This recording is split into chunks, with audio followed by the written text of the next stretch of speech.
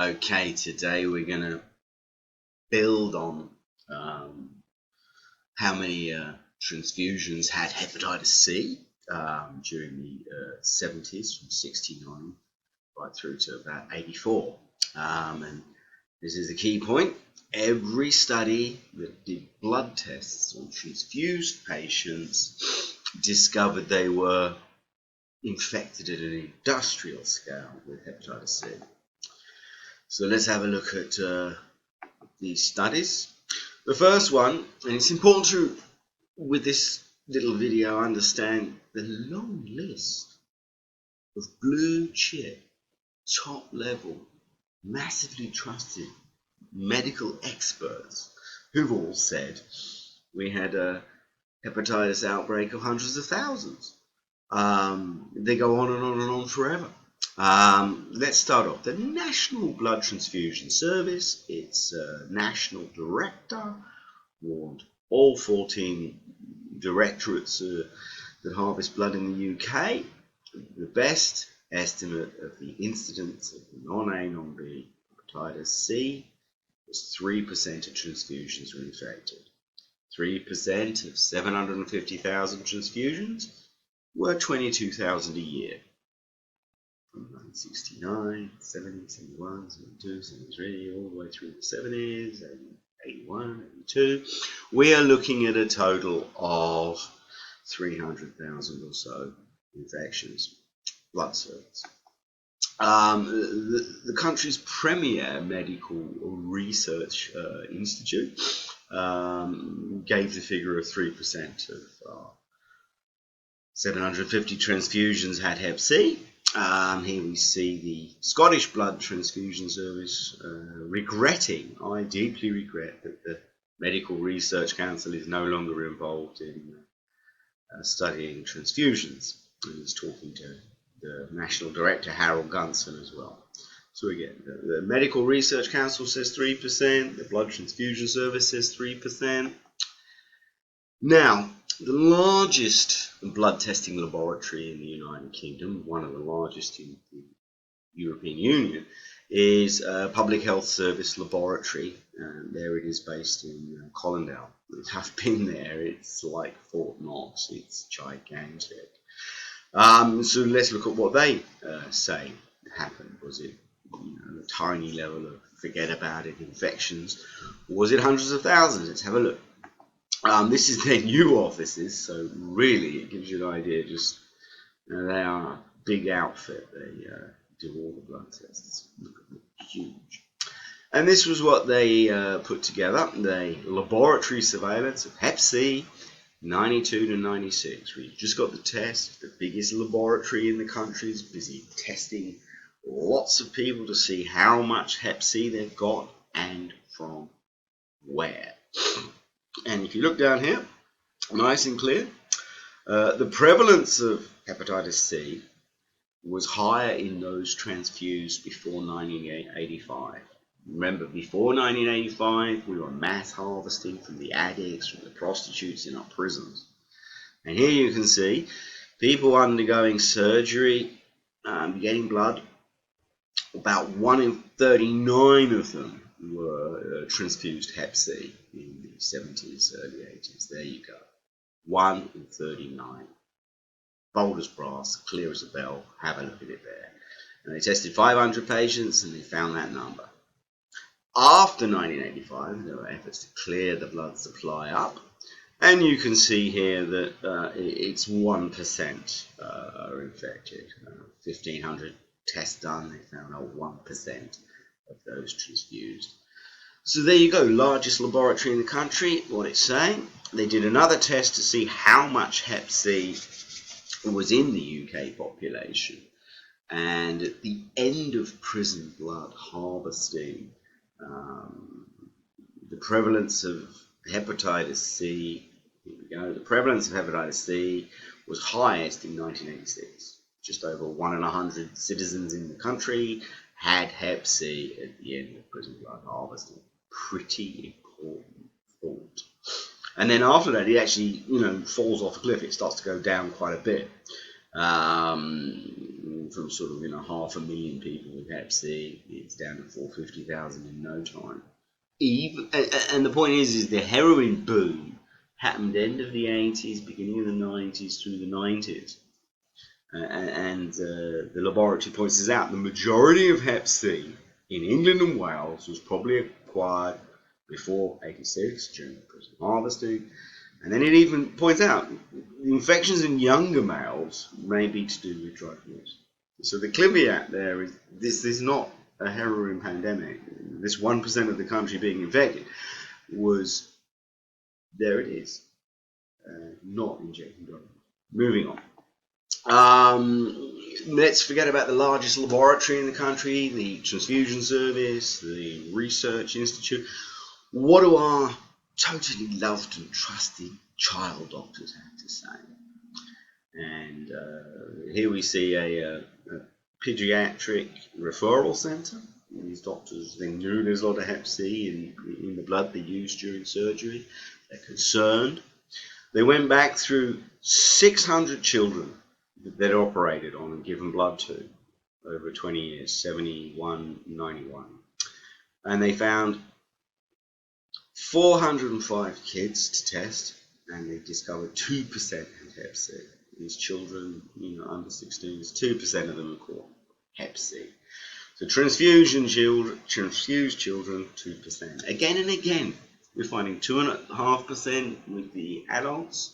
Children have less units because they're smaller bodies, so we expect them to be more like 2%. There they are. Moving on. And here you see how the spin doctors cover it up. The prevalence of Hep C, blah, blah, blah, was 1 in 1,500 donors. So a quarter of them clear the virus, so about 1 in 2,000 get Hep C from transfusions. But they have to admit that actually it's way worse than that. So they add on the bottom, after they've lied about it being a 1 in 2,000 chance, they have to admit that, but testing the actual children, being honest, we noticed that 2% of them, 1 in 50, have got Hep C. So you can actually see how they spin. They're telling everyone it's 1 in 2,000, forget about it, and yet they have to admit, no, actually it's really 1 in 50. Insanity in front of your eyes, there they are lying. What about our beloved heart patients? Here's your Manchester cardiac team, beautiful boys.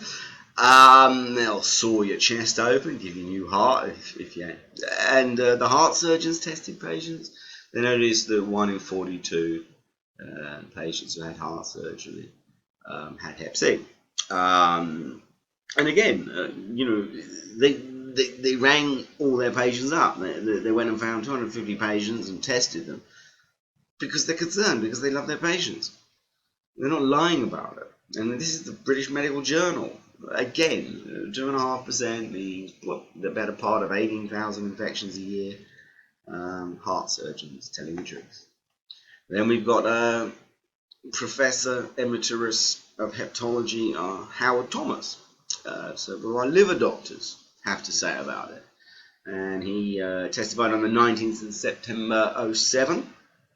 2.5% infectious transfusions were until 85. There he is. So our liver surgeons, our child surgeons, our heart surgeons, these are patient-facing doctors. They tell the truth a lot more often than statisticians in the office that never see a patient, that worry about the PR of the organization, etc. And then there's a whole list of other ones that I'm not going to go too much detail.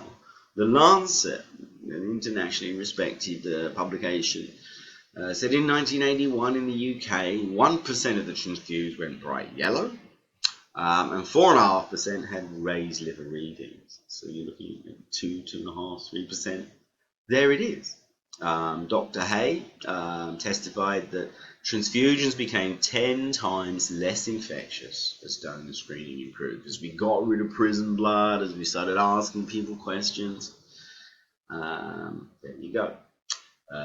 If we move down here, in the Public Health Service Laboratory again, 10th of January 83, Oh, sorry. A 3% is what they're saying. A 3% attack rate per transfusion. There it is, Penrose. They also mention intravenous immunoglobulins, new gamma immunoglobulins. When the Hep C test was created in 1989, 1 in 200 donors had Hep C. That's a very important point because we're often lied to. They use a 0.05 in their calculation, but it was known to be 0.5. By 91, it was 0.05. And Hep C death overtook HIV death in the mid-90s. So look at this. We've got 1% of the population with Hep C in 86. They lie about it. They don't tell anyone. They don't use the test to find those people. And Hep C deaths are now booming beyond HIV. And who really ever knew? Incredible. Now, those are the enormous list of completely authoritative, to be trusted sources. And the thing about them, they're all agreeing on the base of hard science, blood tests of the transfused. You can't lie about that. It's like we tested them and they're disinfected. It's a reality. It's not a guesstimate with a statistical group. It's the truth. So then, other agencies during the 90s actually, spent their own budgets to out the fact of the pandemic. Here you can see active surveillance of Hep C in children. This was in the UK and Ireland. And at the bottom it says here, most child infections in the UK and Ireland have been acquired from contaminated blood products. Now, children are 20% of the population, okay? And here's the breakdown. 75%, 3/4 of the infections in children were from contaminated blood. 142 were infected by contaminated blood. And there was organ transplants, reused syringes. And these are 54 centres the paediatric doctors have fed back. And the exact time in the 90s, they're saying, oh, it's 90% heroin abuse. And yet, for 20% of the population, good God, it's healthcare. Same thing with the elders. The Freeman Hospital tested the over 50s. Whoosh. In fact, asked them all their risks. They found that about 70% were healthcare transfusion risks. Not heroin, healthcare. So the 20% under 16, the 20% over 60, look at it. We're finding it's not healthcare. It's not heroin itself. Moving on, a patient group, dialysis. It's 30,000 patients each year needing dialysis. Maybe there can be a kidney injury, kidney failure. UK dialysis units reported to the European Dialysis Treatment Association that at the start of the 97% of dialysis was infecting with Hep C, the end 3%. So again, huge number of people catching Hep C from UK healthcare. Another patient group, thalassemia major. A lovely study by Jeffrey Dusenko at Royal Free. And 23% of the thalassemia patients have got Hep C. We know that thalassemia major patients need frequent transfusions.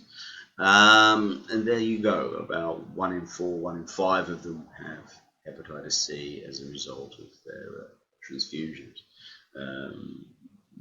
It was 6 of 49 regularly transfused in the UK having Hep C. Again, all these things point to one simple fact, and to close off, 3% of 750,000 transfusions a year were giving us 22,500 cases of Hep C throughout the 70s and early 80s. You keep it simple. The evidence is lying around in heaps. Thank you.